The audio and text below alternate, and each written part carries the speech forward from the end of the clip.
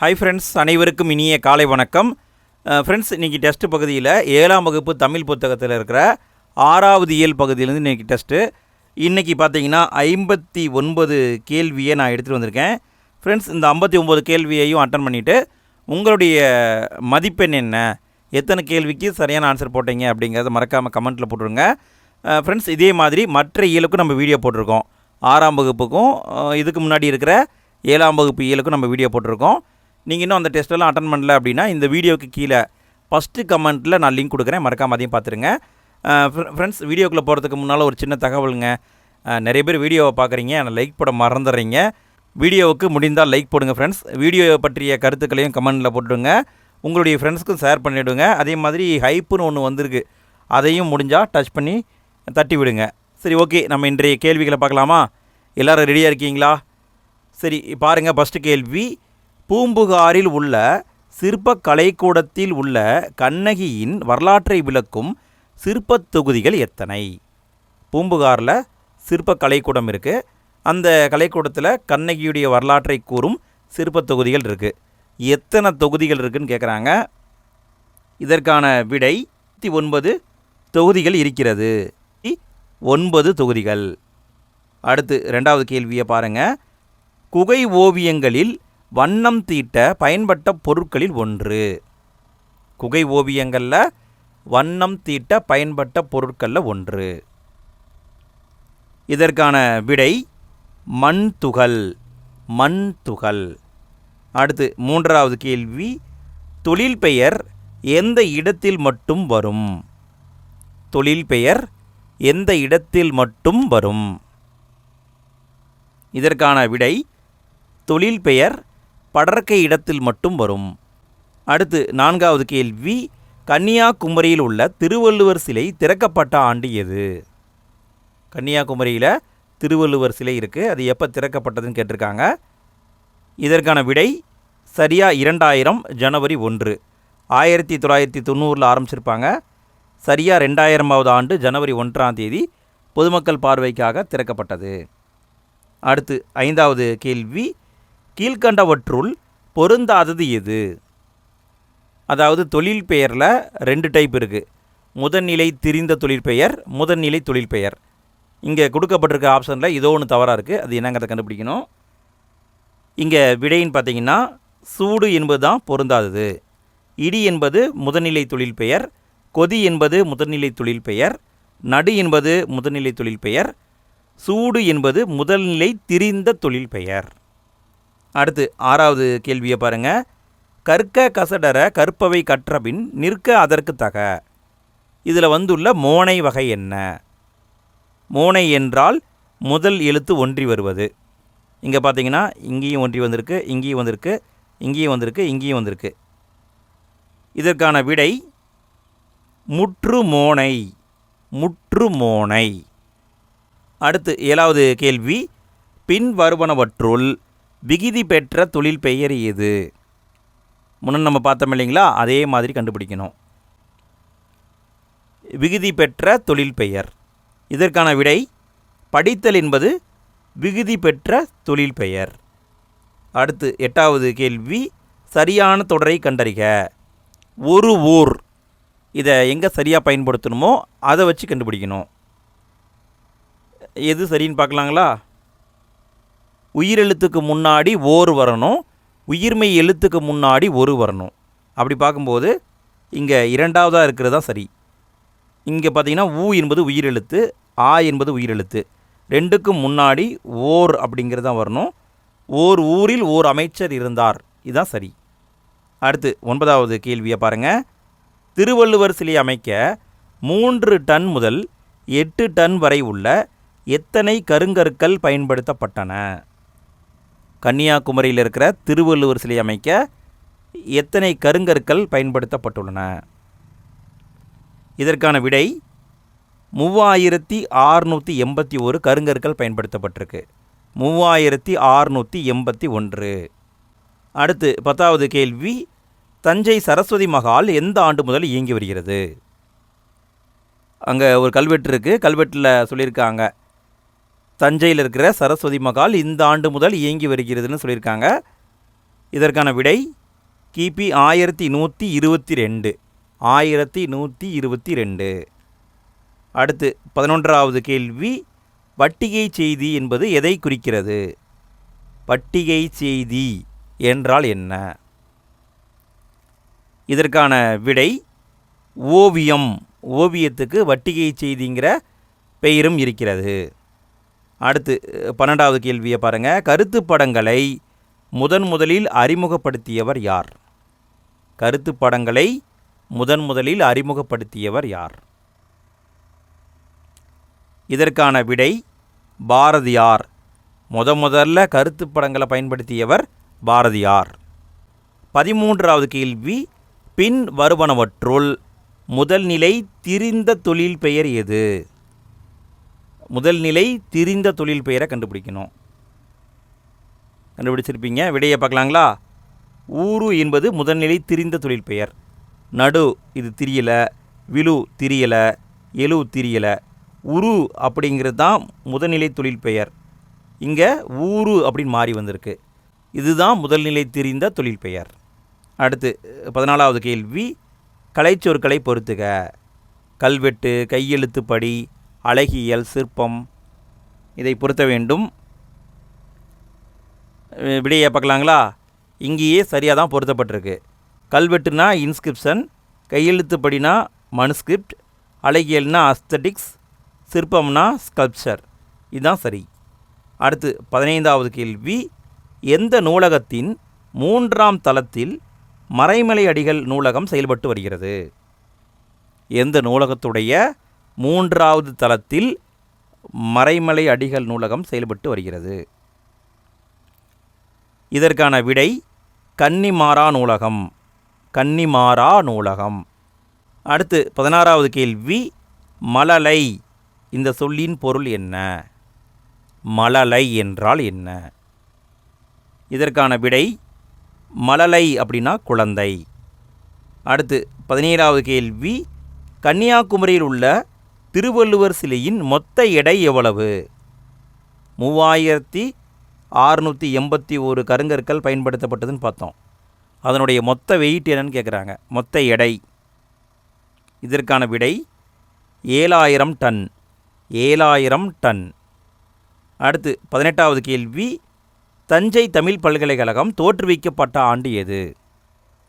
தஞ்சை தமிழ் பல்கலைக்கழகம் உருவாக்கப்பட்ட ஆண்டு எது? இதற்கான விடை 1981. 1981. அடுத்து 19வது கேள்வி, உளி கொண்டு வரைகோடுகளாக வரையப்படும் ஓவியம் என்ன? உளியை கொண்டு வரைகோடுகளாக வரையப்படும் ஓவியம் என்ன? இதற்கான விடை செப்பேட்டு ஓவியங்கள். செப்பேட்டு ஓவியங்கள். அடுத்து 20வது கேள்வி, 1981 உலகத்தமிழ் மாநாடு நடைபெற்ற இடம் எது? உலகத்தமிழ் மாநாடு 1981 நடந்தது. எங்கே நடந்ததுன்னு கேட்குறாங்க. இதற்கான விடை மதுரையில் நடந்ததுங்க. மதுரை. அடுத்து 21வது கேள்வி, ஓவியம் வரைய பயன்படும் துணிகளில் பொருந்தாதது. ஓவியம் வரைய பலவிதமான துணிகளை பயன்படுத்துவாங்க. அதை கொடுத்துருக்காங்க. இதில் எது பொருந்தாததுன்னு கண்டுபிடிக்கணும். விடையை பார்க்கலாங்களா? எலினி அப்படிங்கிறது கரெக்டு, திரைச்சீலை கரெக்டு, படாம் என்பது கரெக்டு. இந்த கிளி வராது. இந்த கிளின்னா அச்சம், பயம் அந்த மாதிரி வரும். இங்கே வந்திருக்க வேண்டியது இந்த கிளி அப்படிங்கிறது தான் வந்திருக்கணும். அதனால் இதுதான் தவறு. 22வது கேள்வி, இந்திய நாகரிகத்தின் பண்பாட்டு கூறுகள் அனைத்தையும் விரிவாகவும் ஆழமாகவும் ஆராய வேண்டும் என்பதன் அடிப்படையில் உருவாக்கப்பட்டது எது? இந்திய நாகரிகத்தில் இருக்கிற அனைத்து பண்பாட்டு கூறுகளையும் விரிவாகவும் ஆராயணும், ஆழமாகவும் ஆராயணும் என்பதற்காக உருவாக்கப்பட்டது. விடையை பார்க்கலாங்களா? விடை தஞ்சை தமிழ் பல்கலைக்கழகம். அடுத்து 23வது கேள்வி, நாள்காட்டி ஓவியங்களை எவ்வாறு அழைப்பர்? நாள்காட்டி ஓவியங்களை எவ்வாறு அழைப்பர்? இதற்கான விடை பசார் பெயிண்டிங். பசார் பெயிண்டிங். 24வது கேள்வி, தேனரசன் கவிதை எழுதிய இதழ்களில் பொருந்தாதது. தேனரசன் அப்படிங்கிற ஒரு கவிஞர் இருந்தார். அவர் நிறைய இதழ்களில் கவிதை எழுதினார். அதில் எந்த இதழ் பொருந்தாததுன்னு கேட்டிருக்காங்க. அவர் எதில் எழுதலை, இதுதான் கேள்வி. விடையை பார்க்கலாங்களா? வானம்பாடி கரெக்டு, குயில் கரெக்டு, தென்றல் கரெக்டு, மணிக்கொடி இதழில் அவர் எழுதவில்லை. இதுதான் பொருந்தாதது. 25வது கேள்வி. தன் குடியை சிறந்த குடியாக்க செய்ய விரும்புவனிடம் இருக்கக்கூடாதது. தன் குடியை சிறந்த குடியாக மாற்றணும்னு ஒருத்தன் நினைக்கிறான். அவங்ககிட்ட இருக்கக்கூடாத விஷயம் என்ன? இதற்கான விடை சோம்பல் இருக்கக்கூடாது. சோம்பல். அடுத்து 26வது கேள்வி.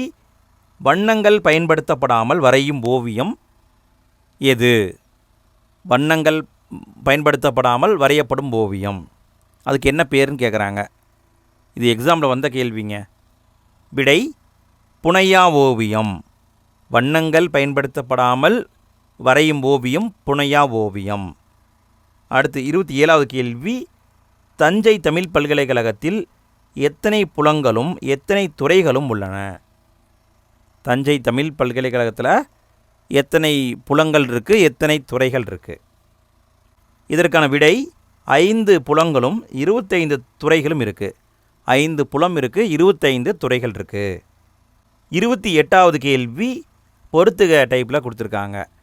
கற்கும் முறை, உயிருக்கு கண்கள், இதெல்லாம் கொடுத்துருக்காங்க இல்லையா? இதை கரெக்டாக பொருத்தணும். பொறுத்துங்க பார்க்கலாம். நீங்கள் பொறுத்துற நேரத்தில் நான் ஒரு தகவலை சொல்லிடுறேன். ஃப்ரெண்ட்ஸ், இதே மாதிரி நாளைக்கு 7ஆம் வகுப்பு தமிழ் புத்தகத்தில் 7வது இயல்லேருந்து டெஸ்ட்டு நன்றாக படித்து விட்டு வாருங்கள். வீடியோ காலையில் 5 மணிக்கு உங்களுக்கு கிடச்சிரும். படிச்சுட்டு டெஸ்ட் போட்டு பாருங்கள். ஃப்ரெண்ட்ஸ், வீடியோவுக்கு நான் லைக் போடலன்னு நினைக்கிறேன். லைக் போடாத நண்பர்கள் லைக் போட்டுருங்க. சரி, ஓகே, விடையை பார்க்கலாங்களா? கற்கும் முறை எப்படி கற்கணும்? பிழை இல்லாமல் கற்க வேண்டும். உயிருக்கு கண்கள் எனப்படுவது எண்ணும் எழுத்தும். விழுச்செல்வம் என அழைக்கப்படுவது கல்வி. எண்ணி துணிய செயல், ஒரு செயலை செய்கிறதுக்கு முன்னாடி எண்ணி துணிய வேண்டும். கரவா கரைந்தூணும் என்பது காகம். இதுதான் விடை. அடுத்து 29வது கேள்வி. மிளகாய் வற்றலின் எது தும்மலை வரவழைக்கும்? மிளகாய் வற்றலின் எது தும்மலை வரவழைக்கும்? விடை நெடி. நெடி என்பது சரி. அடுத்து 30வது கேள்வி. புனையா ஓவியம் கடுப்ப புனைவில் என்று கூறும் நூல் என்ன? புனையா ஓவியம் கடுப்ப புனைவில் என்று கூறும் நூல் என்ன? இதற்கான விடை நெடுநல் வாடை. நெடுநல் வாடை. 31வது கேள்வி. மதுரையில் உலகத்தமிழ்ச் சங்க கட்டிடம் அமைக்கப்பட்ட ஆண்டு எது? மதுரையில் உலகத்தமிழ்ச் சங்க கட்டிடம் அமைக்கப்பட்டது எந்த ஆண்டு அமைக்கப்பட்டதுன்னு கேட்குறாங்க. இதற்கான விடை 2016. 32வது கேள்வியை பாருங்கள். நாள்காட்டி ஓவியம் வரையும் முறையின் முன்னோடிகளில் ஒருவராக கருதப்படுபவர். நாள்காட்டி ஓவியம் வரையப்படும் முறையின் முன்னோடிகளில் ஒருத்தர் யாருன்னு கேட்குறாங்க. இதற்கான விடை கொண்டைய ராஜு. அடுத்து 33வது கேள்வி. வள்ளுவர் கோட்டத்தில் செதுக்கப்பட்டுள்ள திருக்குறள் நிறங்களை சரியாக பொறுத்துக. வள்ளுவர் கோட்டத்தில் திருவள்ளுவருடைய திருக்குறளை செதுக்கி வச்சுருக்காங்க. அதுக்கு ஒவ்வொன்றுக்கும் கலர் கொடுத்துருக்காங்க. அறத்துப்பால் ஒரு கலர், பொருட்பால் ஒரு கலர், இன்பத்துப்பால் ஒரு கலர். இதை சரியாக பொருத்த வேண்டும். சரி, விடையை பார்க்கலாங்களா? அறத்துப்பால் கருமை நிறம், பொருட்பால் வெண்மை நிறம், இன்பத்துப்பால் செந்நிறம். இதுதான் விடை. 34வது கேள்வி. வனப்பிள்ளை பிரித்து எழுதுக. வனப்பிள்ளை, இதை பிரித்து எழுத வேண்டும். இதற்கான விடை வனப்பு கூட்டல் இல்லை. அடுத்து 35வது கேள்வி. வன்கீரை, இதற்கான பொருள் தருக. நல்லா கவனிங்க, 3 சுழி இன் வந்திருக்கு. வன்கீரை, இதுக்கான பொருள் வளமான கீரை. 3 சுழி இன் வந்ததுனால வளமான கீரை. 2 சுழி இன் வந்திருந்தால் வலிமையான கீரை. அடுத்து 36வது கேள்வி. தற்பொழுது கலம்காரி ஓவியங்கள் என்ற பெயரில் தமிழகத்திலும் ஆந்திராவிலும் வரையப்படும் ஓவியங்கள் என்ன? கலம்காரி ஓவியங்கள் சொல்லுவாங்க. தமிழ்நாட்டிலையும் ஆந்திராவிலையும் வரையப்பட்டு கொண்டிருக்கிறது. இதற்கான விடை துணி ஓவியங்கள். துணி ஓவியங்களுக்கு கலம்காரி ஓவியங்கள்ங்கிற பேர் இருக்குது.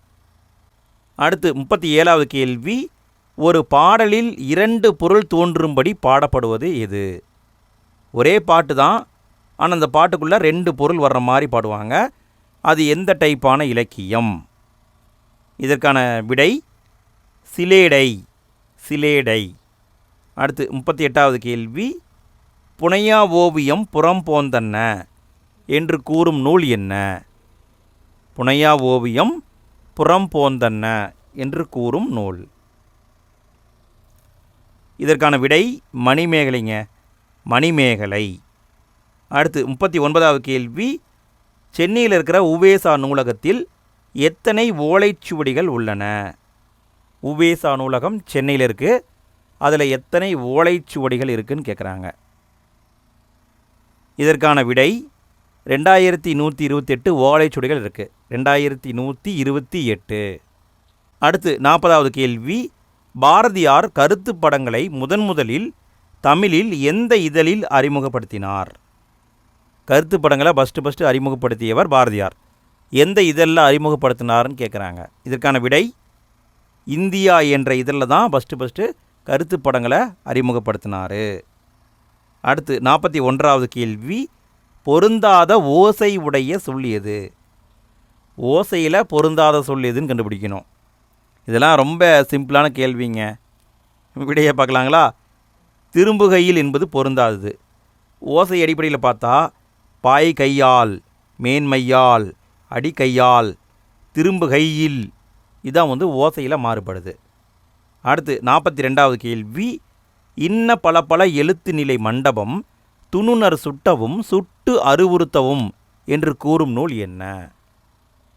இந்த வரி எந்த நூலில் இருக்குன்னு கேட்குறாங்க. இதற்கான விடை பரிபாடல் என்பது சரி. பரிபாடல். 43வது கேள்வி, வன்கீரை பிரித்து எழுதுக. வன்கீரை, இதை பிரித்து எழுத வேண்டும். விடையை பார்க்கலாங்களா? வன்மை கூட்டல் கீரை என்பது சரி. அடுத்து 44வது கேள்வி, தந்த ஓவியங்கள் வரைய எது பயன்படுத்தப்பட்டது? தந்த ஓவியங்கள் வரைய இது பயன்படுத்தப்பட்டது. இதற்கான விடை நீர் ஓவியம் பயன்படுத்தப்படும். நல்லா கவனிங்க. தந்த ஓவியம் வரைய நீர் ஓவியம் பயன்படுத்தப்படும். அடுத்து 45வது கேள்வி, ஏற பரியாகுமே என்னும் தொடரில் உள்ள பரி என்பதன் பொருள் என்ன? பரி என்றால் என்ன? இதான் கேள்வி. இதற்கான விடை குதிரை. பரி என்றால் குதிரை. 46வது கேள்வி, சென்னையில் உள்ள கீழ்த்திசை சுவடிகள் நூலகம் தொடங்கப்பட்ட ஆண்டு எது? கீழ்த்திசை சுவடிகள் நூலகம் எங்கே இருக்குன்னா சென்னையில் இருக்குது. இது தொடங்கப்பட்ட ஆண்டு 1869. அடுத்து 47வது கேள்வி, இந்தியாவில் வெளியிடப்படும் புத்தகங்கள், நாளிதழ்கள், பருவ இதழ்கள் ஆகியவற்றின் ஒரு பிரதி பாதுகாக்கப்படும் இடம் எது? ஒரு காப்பியை அவங்க அப்படியே பாதுகாத்துட்டே வர்றாங்களாமா. அது எந்த இடம்னு கேட்குறாங்க. இதற்கான விடை கன்னிமாரா நூலகம். கன்னிமாரா நூலகம். அடுத்து 48வது கேள்வி, பெரும்பாலும் இதிகாசம் மற்றும் புராண காட்சிகளாக இருக்கும் ஓவியங்கள் எது? மேக்சிமம் பார்த்திங்கன்னா இதிகாசம் புராண காட்சியாக இருக்கும். அப்படி இருக்கிற ஓவியம் எதுன்னு கேட்குறாங்க. இதற்கான விடை ஓலைச்சுவடி ஓவியங்கள். ஓலைச்சுவடி ஓவியங்கள். 49வது கேள்வி, வரதன் என்ற இயற்பெயர் கொண்டவர் யார்? வரதன் என்ற இயற்பெயர் கொண்டவர் யார்? இதற்கான விடை காளமேக புலவர். காளமேக புலவர். அடுத்து 50வது கேள்வி, கீழ்த்திசை நூலகம் அண்ணா நூற்றாண்டு நூலகத்தின் எந்த தளத்தில் இயங்கி வருகிறது? கீழ்த்திசை சுவடிகள் நூலகம் அண்ணா நூற்றாண்டு நூலகத்துடைய எந்த தளத்தில் இயங்கி வருகிறது? இதற்கான விடை 7ஆம் தளத்தில் இயங்கி வருகிறது. 7வது தளம். 51வது கேள்வி, பெரும்பாலும் கோட்டோவியமாக இருப்பது எது? எந்த ஓவியம் கோட்டோவியமாக இருக்கும்? இதற்கான விடை குகை ஓவியங்கள். பெரும்பாலும் கோட்டோவியமாக இருக்கிறது குகை ஓவியங்கள். 52வது கேள்வி, நகைச்சுவை உணர்வு வெளிப்படுமாறு வரையப்படும் ஓவியம் எது? நகைச்சுவை உணர்வு வெளிப்படுமாறு வரையப்படும் ஓவியம் கேலி சித்திரம். 53வது கேள்வி, கோட்டோவியம் பிரித்து எழுதுக. கோட்டோவியம், இதை பிரித்து எழுத வேண்டும். இதற்கான விடை கோட்டு கூட்டல் ஓவியம். அடுத்து 54வது கேள்வி, சென்னையில் இருக்கிற உவேசா நூலகம் தொடங்கப்பட்ட ஆண்டு எது? சென்னையில் உவேசா நூலகம் இருக்குது, அது தொடங்கப்பட்ட ஆண்டு எதுன்னு கேட்குறாங்க. இதற்கான விடை 1942. 1942. 55வது கேள்வி, ஐரோப்பிய கலை நுணுக்கத்துடன் இந்திய கதை மரபுகளை இணைத்து ஓவியங்களில் புதுமையை புகுத்தியவர் யார்? ஐரோப்பிய கலை நுணுக்கம், இந்திய கதை மரபு இரண்டையும் இணைத்து ஓவியத்தில் புதுமையை ஏற்படுத்தியவர் யார்? இதற்கான விடை ராஜா ரவிவர்மா. ராஜா ரவிவர்மா. அடுத்து 56வது கேள்வி, தமிழ்நாட்டின் மைய நூலகம் என அழைக்கப்படுவது எது? தமிழ்நாட்டின் மைய நூலகம் என அழைக்கப்படுவது கன்னிமாரா நூலகம். கன்னிமாரா நூலகம். அடுத்து 57வது கேள்வி, தொழில் பெயர் விகுதிகளில் பொருந்தாதது எது? தொழில் பெயர் விகுதிகளில் கீழே இருக்கிறதுல ஏதோ ஒன்று பொருந்தாதது, அது என்னன்னு கண்டுபிடிக்கணும். விடையை பார்க்கலாங்களா? தல் அப்படிங்கிறது வரும், கை வரும், பூ வரும், அரு என்பது வராது. இது பொருந்தாதது. 58வது கேள்வி, எதை செய்யாமல் இருப்பதால் தீமை உண்டாகும் என திருவள்ளுவர் கூறுகிறார்? எதை செய்யாமல் இருந்தால் தீமை உண்டாகும் என திருவள்ளுவர் கூறுகிறார்? இதற்கான விடை செய்ய தகுந்த செயல்களை செய்யாமல் இருப்பதால் தீமை உண்டாகும். செய்ய வேண்டிய விஷயங்களை செய்யணும், அதை செய்யாமல் விட்டாலும் தீமை உண்டாகும். அடுத்து 59வது கேள்வி, கடைசி கேள்விங்க. ஃப்ரெண்ட்ஸ், உங்களுடைய ஸ்கோர் என்னங்கிறத மறக்காமல் கமெண்ட்டில் போட்டுவிடுங்க. எத்தனை கேள்விக்கு சரியான ஆன்சர் போட்டீங்க அப்படிங்கிறத கமெண்ட்டில் போட்டுவிட்ருங்க. சரி, 59வது கேள்வியை பாருங்கள். பூம்புகாரில் சிற்பக்கலைக்கூடம் அமைக்கப்பட்ட ஆண்டு எது? பூம்புகாரில் சிற்பக்கலைக்கூடம் இருக்குது, அது எந்த ஆண்டு அமைக்கப்பட்டதுன்னு கேட்குறாங்க. இதற்கான விடை 1973 என்பது சரி. 1973. ஓகே ஃப்ரெண்ட்ஸ், நாளைக்கு டெஸ்ட்டு 7ஆம் வகுப்பு தமிழ் புத்தகத்தில் இருக்கிற 7வது இருந்து டெஸ்ட்டு நன்றாக படித்து விட்டு வாருங்கள். நாளைய வீடியோவில் சந்திப்போம். தேங்க்யூ.